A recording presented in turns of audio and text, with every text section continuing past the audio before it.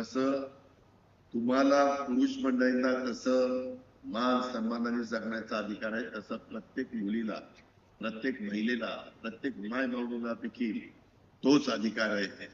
त्याच करता आम्ही माय भाऊनी बहिणींना, मुलींना एक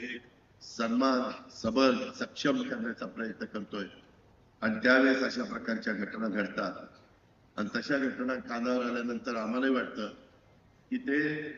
लगेच सिद्ध झालं करून लगेच त्याचा तपास करून असलेल्यांना तर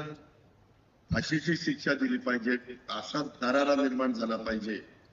की परत कुणाचं झाडच देखील होता कामा नये. इतकं वाईट वाटतं कारण प्रत्येक तुमच्या माझ्या घरामध्ये देखील मुली आहेत, बहिणी आहेत, माता आहेत आणि असं असताना काही नराधम ज्या पद्धतीने वागतात आणि त्याचा संपूर्ण माणुसकीला काळीमा फासणाऱ्या गोष्टी घडतात आणि त्याच्यातनं उद्रेक देखील